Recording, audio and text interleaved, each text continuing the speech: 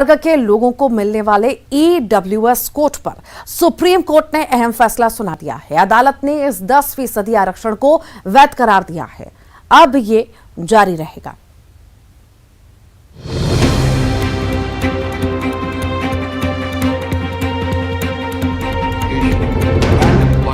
आर्थिक रूप से कमजोर वर्ग के लोगों को मिलने वाले ईडब्ल्यूएस कोटे पर सुप्रीम कोर्ट ने अहम फैसला सुनाया है। अदालत ने इस 10% आरक्षण को वैध करार दिया है। जस्टिस दिनेश माहेश्वरी ने ईडब्ल्यूएस आरक्षण को सही करार दिया। उन्होंने कहा कि ये कोटा संविधान के मूलभूत सिद्धांतों और भावना को उल्लंघन नहीं करता। माहेश्वरी के अलावा जस्टिस बेला एम त्रिवेदी ने ईडब्ल्यूएस कोटे के पक्ष में अपनी राय दी। उनके अलावा जस्टिस जेपी पारदीवाला ने गरीबों को मिलने वाले 10% आरक्षण को सही करार दिया। हालांकि 5 जजों की संवैधानिक बेंच में जस्टिस यूयू ललित और जस्टिस एस रविंद्र ने कोटे का सपोर्ट नहीं किया, लेकिन सुप्रीम कोर्ट ने 3-2 से सामान्य वर्ग के गरीब तबके को मिलने वाले 10% ईडब्ल्यूएस आरक्षण पर मुहर लगा दी है। This exclusion violates the non-discrimination and the non-exclusionary facet of the Equality Code, which thereby violates the basic structure of the Constitution. The impugned amendment creates pathways, gateways and opportunities to the poorest segments of our society, enabling them multiple access points to spaces they were unable to go, places and positions they were unable to fill, and opportunities they could not hope. संविधान में 103वें संशोधन के जरिए 2019 में संसद में EWS आरक्षण को लेकर कानून पारित किया गया था। इस फैसले को कई याचिकाओं के जरिए सुप्रीम कोर्ट में चुनौती दी गई थी, जिस पर लंबी सुनवाई के बाद अदालत ने फैसला सुनाया। सिर्फ बीजेपी ही नहीं बल्कि कांग्रेस नेताओं ने भी कोर्ट के फैसले का स्वागत किया। किसी का भी आरक्षण काटे बिना इकोनॉमिक वीकर सेक्शन के जो 10% आरक्षण देने का फैसला किया था, देश के सर्वोच्चतम न्यायालय ने आज उसे सही ठहराकर जो 103वां संशोधन है उसको सही ठहराया। मैं इसका स्वागत करता हूं। ये सामाजिक न्याय की जीत है, डॉक्टर भीमराव अंबेडकर जी के सपनों की जीत है। ये फैसला सुप्रीम कोर्ट का है और हमारी पार्टी ने तो उसको सपोर्ट किया पार्लियामेंट के अंदर भी, तो हम इसको समझते हैं कि बिल्कुल ठीक फैसला हुआ है। और मैं ये भी कहूँगा कि रिजर्वेशन के ताल्लुक से जब से रिजर्वेशन का मूवमेंट शुरू हुआ 1989 में या उससे पहले भी जब चलते रहे, हमेशा इस बात का जिक्र होता रहा कि जो वीकर सेक्शंस हैं अपर कास्ट के अंदर या दूसरी लोगों के अंदर, वो उन लोगों को भी वीकर सेक्शंस को इसमें कुछ ना कुछ रिजर्वेशन मिलना चाहिए और ये उसी का नतीजा है। प्रथम दृष्टया तो ये फैसला स्वागत योग्य है, क्योंकि इसमें सुप्रीम कोर्ट ने ये मान लिया है कि आरक्षण का आधार आर्थिक हो सकता है। चाहे उन्होंने ईडब्ल्यूएस के लिए माना, लेकिन ये तो मान लिया है कि आर्थिक होना चाहिए। दूसरा, इसमें ये भी चीज आई है कि आरक्षण स्थायी नहीं है। ये भले ईडब्ल्यूएस के लिए आया है, लेकिन आरक्षण स्थायी फिर एससी, एसटी, ओबीसी के लिए भी नहीं होना चाहिए। ईडब्ल्यूएस कोटे पर वैधता को लेकर फैसला सुनाते हुए जस्टिस जेपी पारदीवाला ने अहम टिप्पणी की है। उन्होंने कहा कि ये भी विचार करने की जरूरत है कि आरक्षण कब तक जरूरी है। उन्होंने कहा कि गैर बराबरी को दूर करने के लिए आरक्षण कोई अंतिम समाधान नहीं है, ये सिर्फ एक शुरुआत भर है। इस बीच एक्सपर्ट्स का कहना है कि आर्थिक आधार पर आरक्षण की वैधता को सुप्रीम कोर्ट से मंजूर किए जाने के बाद इस तर्ज पर राज्यों में भी कुछ जातियों को आरक्षण प्रदान करने पर विचार हो सकता है। Bureau report, news 18, Delhi. Bhanu Pratappur उपचुनाव का बिगुल बज चुका है। 2023 के लिए विधानसभा चुनाव से पहले हो रहे इस चुनाव को लिटमस टेस्ट भी कहा जा रहा है। हालांकि ये सीट कांग्रेस विधायक मनोज मंडावी के निधन की वजह से खाली हुई थी और यहां से उनकी पत्नी सावित्री मंडावी को बड़ा दावेदार माना जा रहा है। लेकिन बीजेपी ने भी भानु प्रतापपुर में सियासी गणित बदलने के लिए पूरा जोर लगा दिया है। छत्तीसगढ़ विधानसभा चुनाव 2023 में भले ही अभी 11 महीने का वक्त है, लेकिन राज्य में चुनावी सीजन की शुरुआत हो चुकी है। कई महीने पहले से ही सूबे में सियासी दलों ने चुनावी तैयारी जारी कर रखी है। हाल ही में बीजेपी ने तमाम बदलावों के साथ एक नई टीम बनाई है, जो कांग्रेस सरकार को घेरने की रणनीति पर काम भी कर रही है। वहीं पिछले विधानसभा चुनाव से लेकर अब तक कांग्रेस की सियासी जमीन मजबूत ही नजर आई है।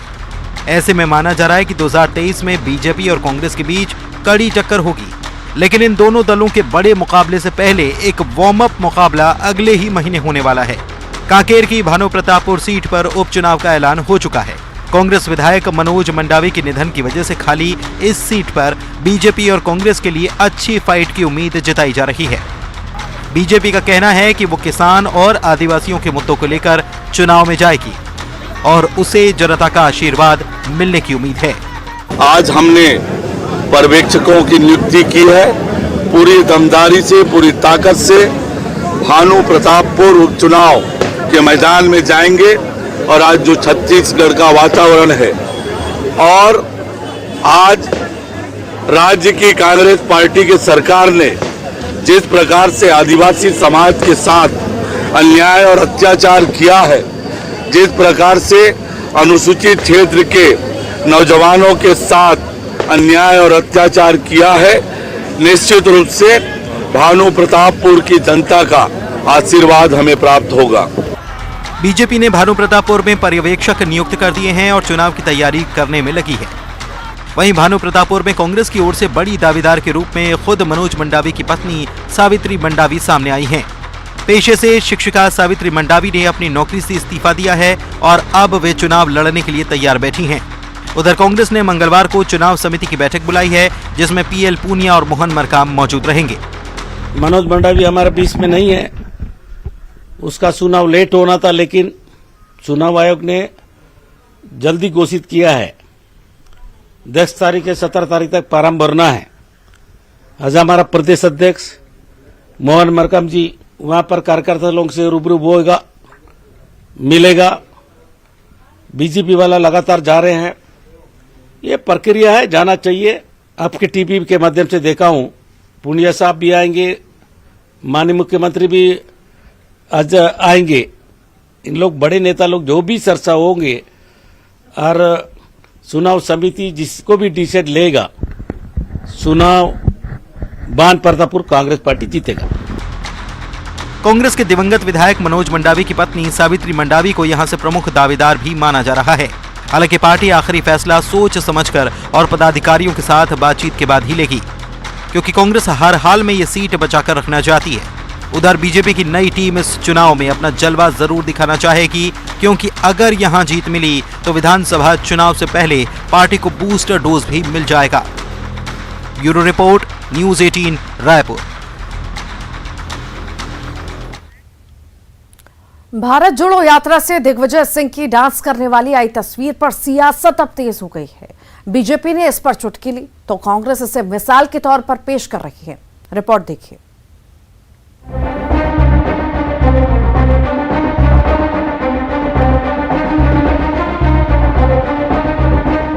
चुनावी समर और सियासत की गहमा गहमी।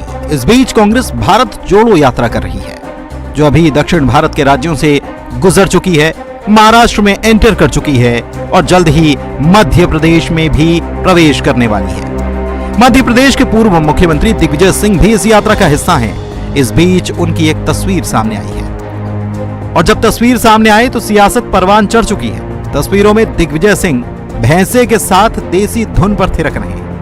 भैंस के साथ दिग्गी राजा के डांस पर प्रदेश के गृह मंत्री नरोत्तम मिश्रा कुछ यूं तंज कस रहे हैं। बुजुर्गवार नेता है, वो किसी के साथ भी डांस कर सकते हैं।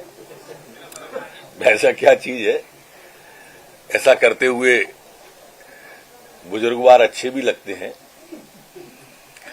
चूंकि राहुल गांधी जी ने फिटनेस का दौर चला दिया है, कभी हंटर से मार के, कभी दौड़ लगा के, कभी बस पर सीधे चढ़ के, तो उनको भी फिटनेस तो दिखानी पड़ेगी। यात्रा के प्रभारी हैं, अब उनका सपना राष्ट्रीय अध्यक्ष बनने का धूल दूसरित हो गया। अब उनका अधूरा सपना है, संतुष्टि मिल सकती है भैंसा डांस में। कभी बैंड की धुन पर कदम ताल तो कभी देसी धुन पर भैंस के साथ ठुमके।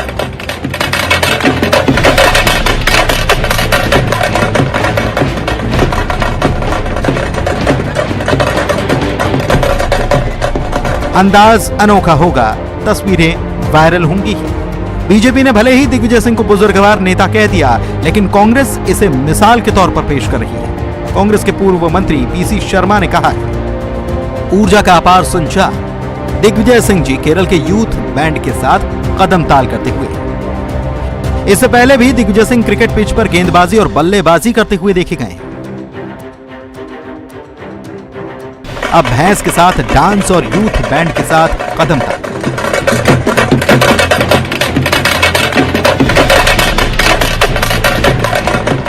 आखिरकार जनता को साधने का नाम ही तो सियासत है।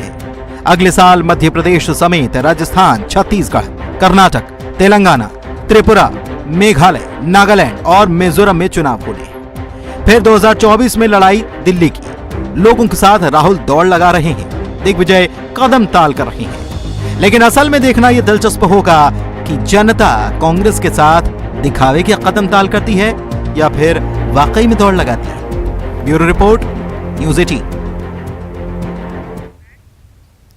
बॉलीवुड के फिल्मों और वेब सीरीज में हिंदू देवी देवताओं के अपमान पर लंबे समय विवाद जारी है। लंबे समय से आए दिन रियल लाइफ के कंटेंट रियल लाइफ में लोगों की भावनाओं को ठेस पहुंचा देते हैं। हालांकि फिल्मों के रिलीज से पहले उन्हें सेंसर बोर्ड से पास होना होता है, लेकिन फिर इन दिनों हिंदू भावनाओं से खिलवाड़ के आरोप लगते रहते हैं।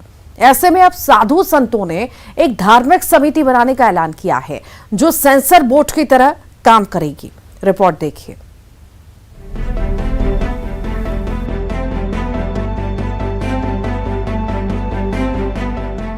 वैसे तो फिल्मों के कंटेंट पर विवाद कोई नया नहीं, लेकिन इन दिनों फिल्मों और वेब सीरीज में हिंदू देवताओं के अपमान या हिंदू मान्यताओं से खिलवाड़ एक बड़ा मुद्दा बनता जा रहा है। हाल ही में कई ऐसी फिल्में और वेब सीरीज रिलीज की गईं, जिसे लेकर काफी हंगामा मचा। फिल्म काली के पोस्टर में देवी मां के अपमान के आरोप लगे। इसे लेकर फिल्म के डायरेक्टर लीना मणिमेकलई के खिलाफ केस भी दर्ज किया गया। इसके अलावा वेब सीरीज तांडव को लेकर काफी बवाल मचा। दरअसल ऐसी फिल्में और वेब सीरीज की कमी नहीं जो विवादों में घिरी हैं, लेकिन अब साधु संतों ने इस मामले में एक्शन लेने का मूड बना लिया है। तैयारी एक धार्मिक समिति बनाने की है जो फिल्मों और वेब सीरीज के कंटेंट पर नजर रखेगी। जबलपुर में ज्योतिष पीठाधीश्वर शंकराचार्य स्वामी अविमुक्तेश्वरानंद ने यह ऐलान किया कि सेंसर बोर्ड की तरह धार्मिक समिति बनेगी जिसमें धर्म और संस्कृति के जानकार शामिल किए जाएंगे। वहाँ तो हिंदू धर्म और जहाँ अच्छाई दिखानी है वहाँ दूसरी, तो स्वाभाविक है कि लोगों के मन में ये बात एकदम स्पष्ट हो चुकी है अब कि बॉलीवुड ये काम कर रहा है। और सच बात तो ये है कि ये काम आज से नहीं हो रहा है, ये लंबे समय से हो रहा है, लेकिन लोगों का ध्यान इधर नहीं जा रहा था। अब लोगों का ध्यान भी इधर चला गया है और इसीलिए हम लोगों का भी ध्यान इधर गया है और हमने एक समिति का निर्माण किया है। जल्दी ही वो अपना कार्य आरंभ करेगी और उसका कार्य ये है कि जितने भी ये धारावाहिक टेलीविज़न पर दिखाए जा रहे हैं और जितने भी फिल्में बन रही हैं, जैसे भारत सरकार का एक सेंसर बोर्ड है, पहले वहाँ पर फिल्म को दिखाया जाता है और फिर वो कहते हैं कि हाँ ये अनुमति है, तब वो जनता के बीच में प्रदर्शित होती है।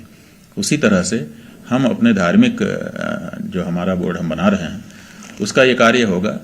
उनको दिखाने के लिए तो कोई आएगा नहीं, लेकिन हम स्वयं फिल्म को हमारा बोर्ड बैठ करके जो विशेषज्ञ हैं वो देखेंगे, जो धर्म के जानकार हैं, संस्कृति के जानकार हैं, भारतीय वातावरण के जानकार हैं, वो लोग बैठ करके फिल्म को और धारावाहिकों को देखेंगे और जहाँ जिस अंश में आपत्तिजनक कोई चीज होगी जो हमारे धर्म के और संस्कृति की दृष्टि से आपत्ति करने लायक बात होगी उसको रेखांकित करेंगे और फिर उसको हम लोग नोटिस भेजेंगे कि आप इस अंश को कैसे रख सकते हैं और इसके बारे में स्पष्टीकरण दीजिए, ताकि जनता के सामने ऐसी कोई वस्तु न जाए जो अशास्त्रीय हो और जिससे विद्वेष समाज में फैले। ये हमारा उद्देश्य है।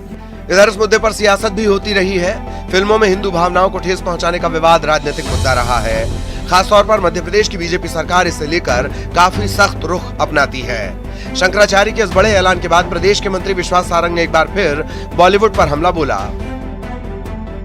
विश्वास सारंग का कहना है कि फिल्मों को हिट कराने के लिए बॉलीवुड में हिंदू देवी देवताओं, धर्म और दर्शन के खिलाफ मुहिम चलाई जा रही है। लगे हाथों उन्होंने इन सब के लिए कांग्रेस को भी जिम्मेदार ठहराया। सारंग ने कहा कि मणिशंकर अय्यर, दिग्विजय सिंह जैसे कांग्रेस नेताओं के संरक्षण की वजह से लोगों को हिंदू देवी देवताओं के अपमान की हिम्मत मिलती है। देखिए, इस विषय में तो हम पहले ही कह चुके हैं कि बॉलीवुड में अपनी फिल्मों को हिट करने के लिए हिंदू देवी देवताओं, हिंदू मतावलंबियों, हिंदू धर्म, हिंदू दर्शन के खिलाफ एक मुहिम चल रही है। वो तथाकथित हिंदू, चाहे वो मणिशंकर अय्यर हो, चाहे दिग्विजय सिंह हो या कांग्रेस के और नेता हो, जो ऐसे लोगों को संरक्षण देते हैं, कांग्रेस के संरक्षण के कारण लोगों की हिम्मत होती है कि वो हिंदू देवी देवताओं का अपमान करें। बीजेपी का कहना है कि हिंदू भावनाओं से खिलवाड़ के खिलाफ एक्शन लेना सिर्फ सरकार का काम नहीं, बल्कि समाज को भी खड़ा होना होगा। बहरहाल अब जब साधु संतों ने सेंसर बोर्ड की तरह धार्मिक समिति बनाने का फैसला कर लिया है, फिल्म और वेब सीरीज निर्माताओं की टेंशन बढ़ती तय है। जबलपुर से प्रतीक अवस्थी के साथ शैलेंद्र सिंह भदौरिया, न्यूज 18 भोपाल। दीपावली का त्योहार बीत चुका है, लेकिन आज पूरा देश देव दीपावली मना रहा है। कार्तिक पूर्णिमा का ये वो दिन है जब सभी देवता बाबा विश्वनाथ की नगरी काशी आते हैं और दीपावली का त्योहार मनाते हैं। तो आइए आपको दिखाते हैं काशी में देव दीपावली की अद्भुत छटा और इससे जुड़ी कहानी भी।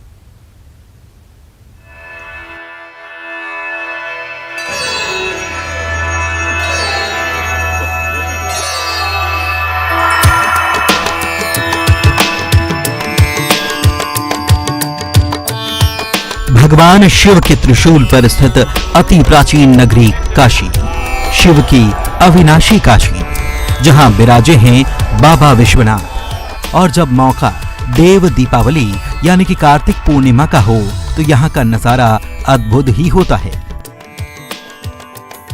जी हां, हर साल की तरह इस बार भी काशी नगरी रोशन हो चुकी है लाखों दियों से, महक उठी है फूलों की खुशबू से और नजारा ऐसा मानो लाखों तारे महादेव की इस धरा पर उन्हें प्रणाम करने उतर आए हों। सबसे खास बात यह कि इस बार काशी से जुड़े महान सपूतों को पहला दीप अर्पित किया गया।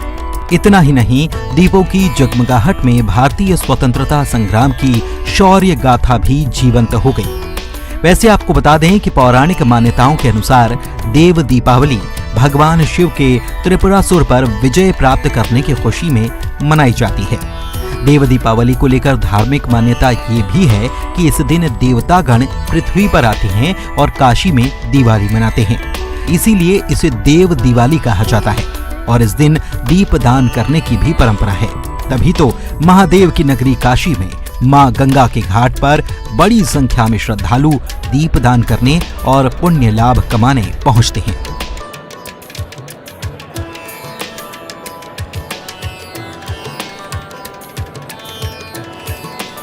पौराणिक मान्यता है कि इस दिन जो भी व्यक्ति प्रदोष काल में नदी में दीप दान करता है उसे शत्रुओं का भय नहीं सताता।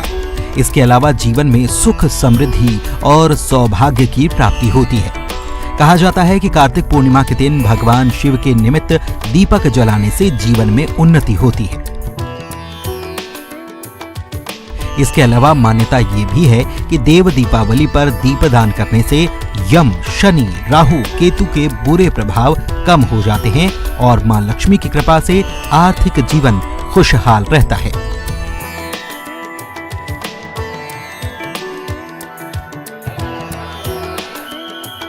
और अब आइए बाबा विश्वनाथ की नगरी काशी से आपको लिए चलते हैं कालों के काल कहे जाने वाले बाबा महाकालेश्वर के धाम, जहां आज हरिहर मिलन का त्योहार मनाया गया। दरअसल मान्यता है कि देवशयनी एकादशी से लेकर देव उठनी एकादशी तक भगवान विष्णु शयन के लिए चले जाते हैं और सृष्टि का सारा भार महादेव संभालते हैं। और देव उठनी एकादशी पर जागृत होने के बाद कार्तिक मास की शुक्ल पक्ष की त्रयोदशी और चतुर्दशी तिथि पर रात 12 बजे हरि यानी कि नारायण और हर यानी कि महादेव का मिलन होता है और भगवान शिव भगवान विष्णु को बेलपत्र की माला पहनाते हैं, तो वहीं भगवान विष्णु उन्हें तुलसी की माला पहनाते हैं। और एक बार फिर से 8 मास के लिए सारी सृष्टि का भार भगवान विष्णु के पास आ जाता है। Bureau report, news 18। और इसी के साथ ही खबर असरदार में इतना ही।